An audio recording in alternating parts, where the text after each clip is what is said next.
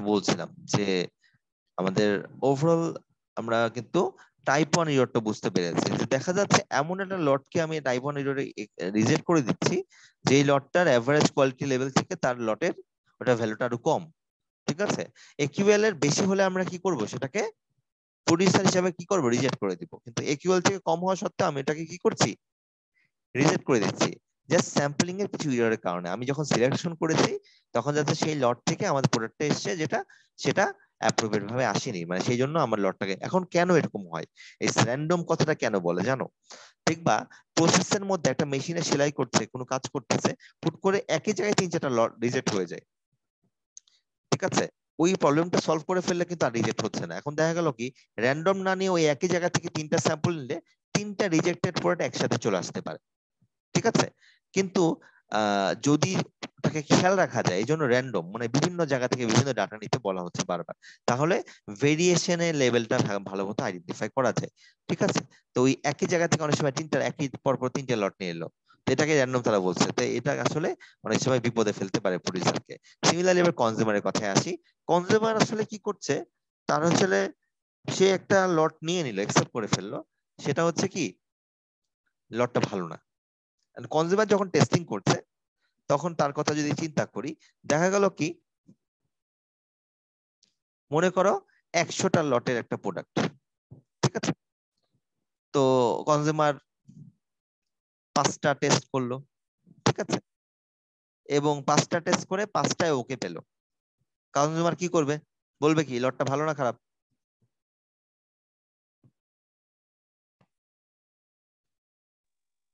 ভালো। ভালোই বলবে, হ্যাঁ 5টা নিয়েছে, 5টাই ভালো পেয়েছে। কিন্তু দেখা গেল কি, এই লটে আসলে এই 5টাই ভালো, বাকি 95টাই quality is not up to mark. তাহলে এইটা টেস্টিং করে সে নিয়ে নিল, কিন্তু বাকি দেখা গেলো বাকি লটটা পুরাটাই খারাপ। তো এক্ষেত্রে আমরা যদি চিন্তা করি আমাদের লট টলারেন্স পার্সেন্টেজ ডিফেক্ট যেটা, সেটা কিন্তু ওভারঅল অবশ্যই অনেক, সেটা থেকে কিন্তু এই লটের ইয়েটা অনেক বেশি। লট টলারেন্স পার্সেন্ট ডিফেক্ট বা লট ডিফেক্টস লেভেল যেটা, সেটা কিন্তু অনেক বেশি। স্বাভাবিকভাবে চিন্তা করো যে এই লটটা যদি কনজিউমার একসেপ্ট করে নেয়, সে কি আসলে ফ্রুটফুল কিছু করলো? না না স্যার। স্যার। ফ্রুটফুল কিছু করেনি। তার মানে এটা কিন্তু কনজিউমার রিস্কও হতে পারে, যে কনজিউমার নিয়ে নিয়েছে, একসেপ্ট করে নিয়েছে, যে ঠিক আছে, কারণ সে যখন বায়ার দেওয়ার পরে সে টেস্ট করেছে, তখন এমন সে একসেপ্ট করে ফেলছে, কিন্তু পরে কি হলো, দেখতে আসলে জিনিসটা ভুল হয়ে গেছে। তো এইটাকে আমরা বলি কনজিউমার রিস্ক। কনজিউমার এই রিস্কটাও কিন্তু থেকে যায়, কারণ কনজিউমার কিন্তু 100% ইনস্পেকশন করছে না, because product can be a destructive or they doesn't have an certain this level of man power, যে তাদের তো ম্যান পাওয়ার নাই বা তাদের এরকম সেট আপ নাই যে এতগুলো টেস্টিং করা পসিবল হতে পারে।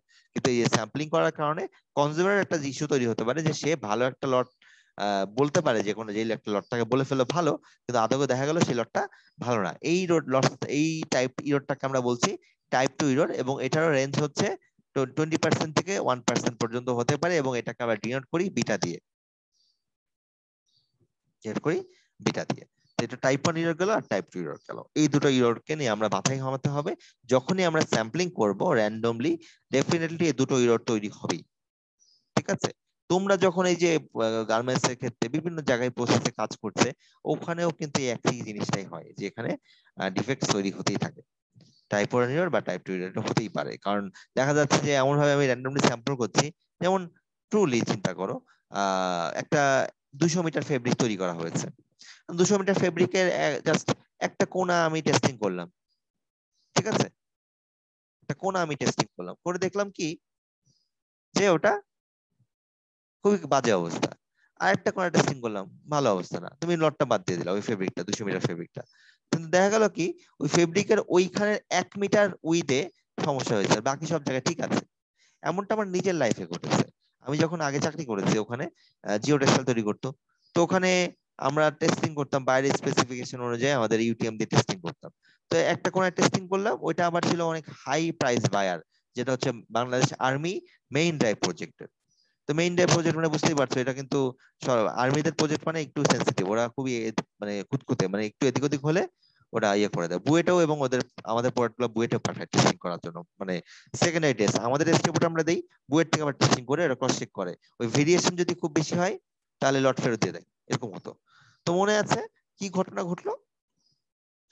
ওরকম হয়েছে, আমরা ওই লট ওই ওখানে প্রায় 50টা রোল, একটা রোলের দাম নিয়ারলি 60,000 টাকা, দেয়া হলো না, ফেলে রাখলাম। এখন মাথায় সবার গরম যে এই স্পেসিফিকেশন অন্য কোনো প্রোডাক্ট কেউ দেয় না যে আপনাকে দিতে পারে। তো পরে আমরা আমরা কিউসি টিমে যারা ছিলাম, কিউসি টিমে আমি প্রোডাকশন টিমে ছিলাম, আমি অফার বলছি যে আপনারা একটা কোণা বা দুটা কোণা রোলার টেস্ট করছেন না করে আপনি প্রতি 10 মিটারে একটা করে টেস্ট করে দেখেন কি হয়। একটা রোলারে 10 মিটারে একটা করে টেস্ট করে দেখেন, দরকার হলে ওইটা থেকে আমরা পরে জিও ব্যাগ বানিয়ে ফেলবো, ওটা সমস্যা নেই, কেটে ফেলবো, সমস্যা নেই। তো যখনই এরকম 10 মিটার টেস্ট করে দেখা হলো, দেখা গেল যে আগের থেকে রেজাল্ট অনেক ভালো। ঠিক আছে, মানে ভালো বলতে এখন এটা একসেপ্টই করা যেতে পারে। তাহলে এই যে দেখো, ডাটা র্যান্ডমনেস হলে কি হতে পারে, অ্যান্সার ভালো আসতে পারে, কিন্তু দেখা যাচ্ছে একই জায়গাতে এক কোণা আর ওই দুই কোণা, মানে যদি ভালো করে বুঝাই বলে, একটা ফেব্রিক তো তোমরা কম বেশি বুঝবা, এটা হচ্ছে ফেব্রিক। ফেব্রিক মানে বুঝো তো, কাপড়, একটা ফেব্রিক শীট। প্রথমে টেস্ট করা হয়েছিল এই কোণাতে আর এই কোণাতে। এখন কোনো একটা কারণে ওই সেটআপের এইটুকু প্রোডাকশন, এই 5 মিটার প্রোডাকশন কি হয়েছে, খারাপ হয়েছে। ঠিক আছে, তো এখন এই 5 মিটার প্রোডাক্ট খারাপ হলো, তাহলে এখান থেকে টেস্ট করলে তো অবশ্যই খারাপ আসবে রেজাল্ট, তাই না? কিন্তু যদি এখান থেকে টেস্ট করি, খারাপ আসবে? এখান থেকে কিন্তু ভালোই রেজাল্ট ছিল। তো এরকম র্যান্ডমলি আমরা র্যান্ডমনেস অবশ্যই ডাটা অ্যানালাইসিস সময় করতে হবে। সো এখানে দু রকমই হতে পারে, কাস্টমার প্রডিউসার দুজনের ক্ষেত্রে হতে পারে। এখন ওই যে লটটা পাঠিয়ে দিলাম, আমরা পাঠিয়ে দিয়েছি, দেখা গেল ওইখান থেকে যখন বুয়েট টেস্টের জন্য পাঠালো, মনে করো সেই বাংলাদেশ আর্মির প্রজেক্টটা 19 এসিপি ছিল, তো ওরা যদি বুয়েট টেস্টে পাঠায়, যেখান থেকে পাঠালো সেই পার্টটা যদি এরকম খারাপ থাকে, দেখা গেলো মানে পার্টটা যদি ভালো পড়ে যায়, দেখা গেলো এই আমাদের কাছে যে রিজেক্টেড লট, সেই লটটা ওদের কাছে কি হতে যেতে পারে, একসেপ্ট হয়ে যেতে পারে, যে বলে যে না এটা তো ঠিক আছে, তারা যে অংশ থেকে পাঠিয়েছে সেটা ঠিক আছে। এই জন্য ডাটা র্যান্ডমনেস এর কারণে একটা ইরর তৈরি হতে পারে, দুটো ইরর, একটা টাইপ 1 ইরর বা টাইপ 2 ইরর, একটা কনজিউমার রিস্ক, একটা হচ্ছে প্রডিউসার রিস্ক। তো এরপরে লাস্ট থিওরি যে পার্টটা আজকে মনে হয় অঙ্ক করা সম্ভব হবে না, সেটা হচ্ছে ওসি কার্ভ। ওসি কার্ভ নিয়ে একটু কথা বলি। এটা হচ্ছে আহ দুটো জিনিস দিয়ে তৈরি করা হয়, একটা হচ্ছে প্রবাবিলিটি অফ অ্যাকসেপ্টেন্স, আর কতটুকু ফ্র্যাকশন নন কনফার্মিং, এই দুটোর উপর। এটা হচ্ছে গিয়ে ওয়াই এক্সিস এ আমাদের থাকে কতটা হচ্ছে,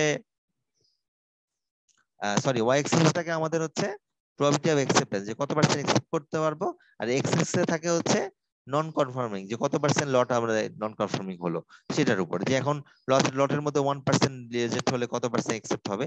এই দুটোর কোরিলেশন করে আমরা একটা তৈরি করি। আমি একটু এখান থেকে বুঝিয়ে দিচ্ছি। যদি আমাদের ডিফেক্ট লট পার্সেন্টেজ 0 হয়, তাহলে কত পার্সেন্ট অ্যাকসেপ্ট করবো? 100। ডেফিনেটলি 100%। তুমি তখন এই পয়েন্টটা খেয়াল করে, এই যে জিরো, জিরো বরাবর আমরা দেখতে পাচ্ছি আমাদের লট পার্সেন্টেজ কত, ডিফেক্ট অ্যাকসেপ্টেন্স কত, 100%। আর যদি আমরা এমন হয় যে 10% আমাদের ডিফেক্ট এসছে, 10%, তো ইন দ্যাট সেন্স আমরা এই কার্ভের উপর যদি তাকাই, 10%-এর জন্য আমরা দেখতে পাচ্ছি যে মানে লটের মধ্যে, এটা লট, এটা কিন্তু ওভারঅল না, তখন আমাদের এটা কত পার্সেন্ট এক্সপেক্ট করতে পারছি, হয়তো বা 90% বা 85% বা 90, তো এখানে 95% বা এরকম একটা কিছু। মোট কথা এই যে কোরিলেশনটা, এটা কিন্তু স্যাম্পল সাইজ, তারপরে আমাদের আহ কতটা আমি একসেপ্ট করতে পারি, রিজেক্ট করছি, সেই লিমিটের উপর ডিপেন্ড করে এগুলা ভেরিয়েশন আসে। এইটা একটা কার্ভ আঁকতে হয়। এই কার্ভটা আমরা আঁকতে হয় কিভাবে, এটা নিয়ে আমরা নেক্সট ক্লাসে কথা বলবো। এখানে একটু দেখিয়ে দিই যে কিভাবে অঙ্কগুলো আসে।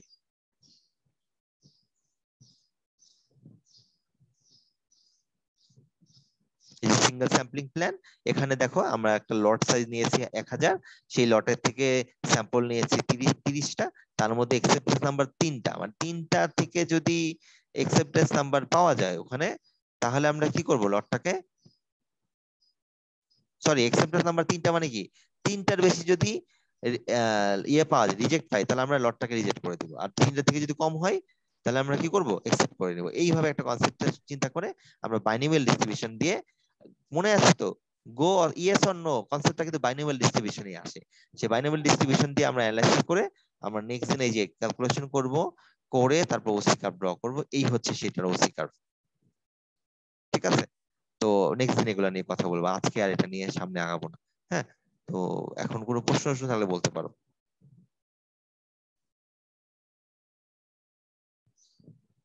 না